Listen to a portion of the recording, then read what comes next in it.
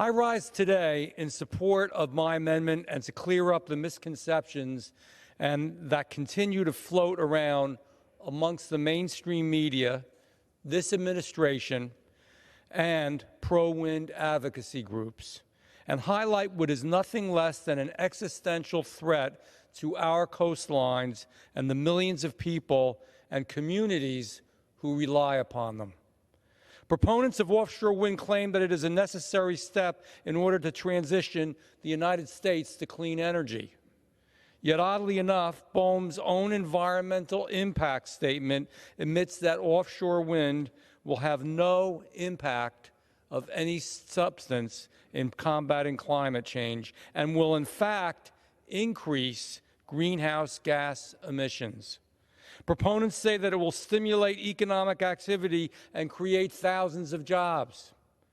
Yet offshore wind turbines are being constructed in Europe and China, and not in the United States. And offshore wind companies are attempting to circumvent the Jones Act so they can use cheaper foreign vessels and cheaper crews. Plus, BOEM has admitted that the commercial fisheries will have to this is important, will have to completely abandon their fishing grounds as the result of offshore wind. Destroying one job to create another is not job creation. Let's talk about the offshore wind companies themselves. Ørsted, who is building offshore wind farms off New Jersey's coast, is based in Denmark and used to go by the name Danish Oil and Natural Gas. Equinor, who is building offshore wind farms off of New York, is based in Norway and a self-described petroleum refining company.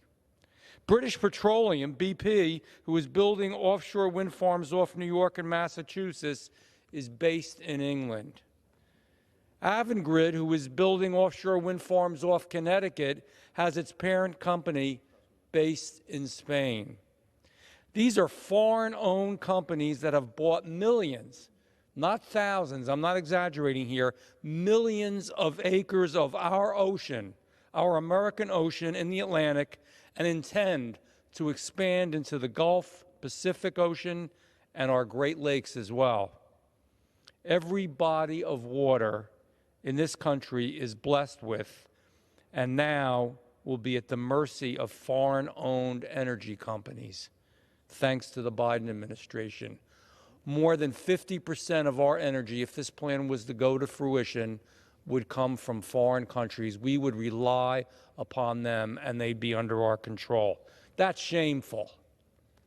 They say that surveying and construction of these offshore wind farms is not resulting in marine mammal deaths. Well, I've lived there and I see it. But that begs the question, why is BOEM offering incidental take authorizations to these companies? And for those that don't know what that means, a take, for those that don't understand it, is the accidental harming or killing of marine species. And it's not just whales, it's dolphins and others. Wind companies need these ITAs because these industrial wind grids are leased right on top of the foraging grounds and the migration routes for the critically endangered North Atlantic right whale. NOAA's own scientists have sounded the alarms on how these projects will affect right whales, not just now, but for many decades to come. I beg to differ.